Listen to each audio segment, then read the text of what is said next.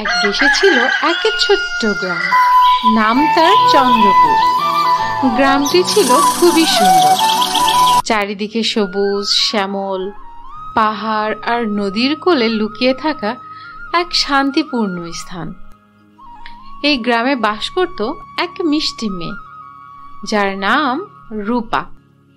রূপা ছিল গ্রামের সব থেকে প্রাণবন্ত আর কৌতূহলী একটি মেয়ে। তবে তার জীবনে সবকিছুর মধ্যেই ছিল একটি অপূর্ণতা। সে ছোটবেলা থেকেই তার মাকে হারিয়েছে, আর তার বাবা ছিলেন এক সাধারণ কৃষক।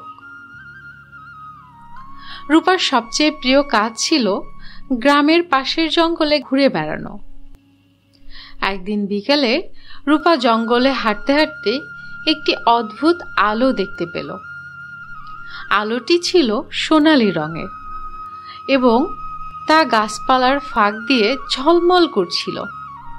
কৌতূহলী রূপা আলোর উৎস খুঁজতে শুরু করলো। কিছু দূর এগিয়ে সে একটি বিশাল বটগাছের নিচে পৌঁছল। গাছটির নিচে ছিল একটি ছোট্ট জলাশয়, আর সেই জলাশয়ের উপরে ভাসছিল একটি ছোট্ট স্ফুটিত কণার মতো কিছু। রূপা কাছে যেতেই হঠাৎ সেই স্ফুটিত থেকে বেরিয়ে এলো এক অপূর্ব সুন্দরী পরী। পরীর পিছনে ছিল সোনালী ডানা, আর তার গায়ে ছিল রূপালী জামা, যা সূর্যের আলোয় ঝলমল করছিল। রূপা হতবাক হয়ে জিজ্ঞাসা করল, কে তুমি? পরী মিষ্টি হেসে বলল, আমি পরী, জাদুর পরী। তুমি আমার আলোর দিকে আকৃষ্ট হয়ে এখানে এসেছ। আমি তোমাকে ধন্যবাদ জানাই, কারণ তুমি সত্যি সাহসী আর কৌতূহলী। রূপা তখনও বিশ্বাস করতে পারছিল না যে সে সত্যি সত্যি একটি পরীর সঙ্গে কথা বলছে। সে বলল, তুমি কি সত্যি পরী? তুমি জাদু করতে পারো? তুমি কি জাদুর পরী?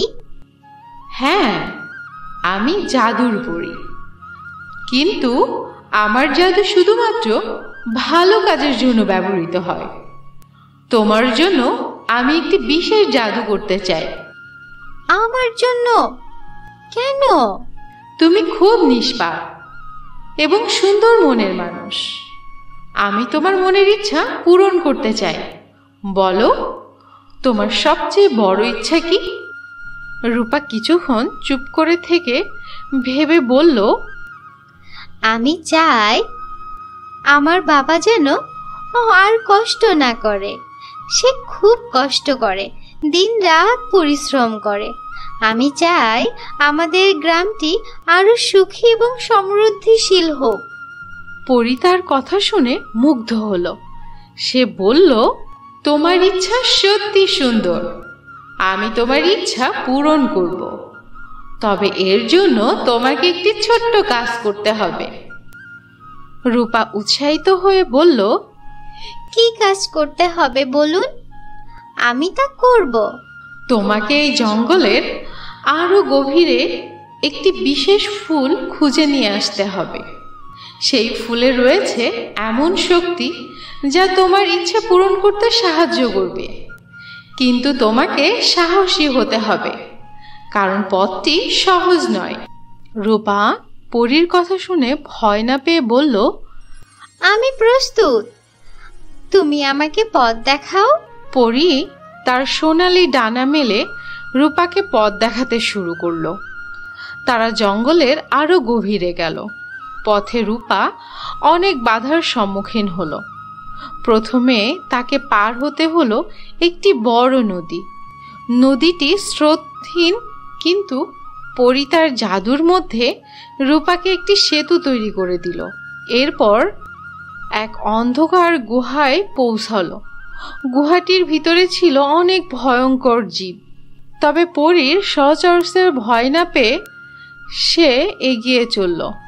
শেষমেশ তারা পৌঁছলো এক রহস্যময় বাগানে, যেই বাগানে ছিল হাজারো রঙিন ফুল। কিন্তু তাদের মধ্যে একটি ফুল ছিল একেবারে স্বচ্ছ, স্ফুটিত মতো। তখন বলল, এই সেই ফুল, এটি খুব যত্ন করে তুলতে হবে। এটি স্পর্শ করলে এক বিশেষ জাদু শক্তি তোমার কাছে চলে আসবে। রূপা সাবধানে ফুলটি তুলল। তখনই বাগান জুড়ে এক আলোর ঝলকানি ছড়িয়ে পড়ল এবং তখন পরী বলল, তোমার কাজ শেষ, এখন তোমার ইচ্ছা পূরণ হবে, চলো আমরা গ্রামে ফিরি। এরপরে তারা ফিরে এলো চন্দ্রপুরে। তখনই এক অলৌকিক ঘটনা ঘটল। রূপার বাবা নতুন শক্তি পেলেন এবং তাদের ফসল দ্বিগুণ হতে লাগলো। গ্রামের প্রতিটি ঘরে সুখের আলো ছড়িয়ে পড়ল। পরী তখন রূপাকে বলল, তোমার ভালো মন আর তোমার সাহসের জন্যই সবকিছু সম্ভব হয়েছে। মনে রেখো, সত্যিকারের সুখ পাওয়ার জন্য নিজের মনের ভালোবাসা আর ত্যাগ সবচেয়ে বড় জাদু। তোমাকে অনেক ধন্যবাদ পরী, তোমার এই ঋণ আমি কখনো ভুলবো না। এরপরে রূপা দেখল পরী ধীরে ধীরে মিলিয়ে যাচ্ছে।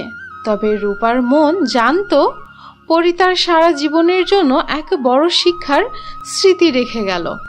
এভাবেই চন্দ্রপুর আর রূপার জীবন সুখ ও শান্তির আলো ছড়িয়ে পড়ল। রূপা কখনো ভুলল না যে ভালো কাজ করার সাহসের মাধ্যমেই লুকিয়ে আছে সত্যিকারের জাদু।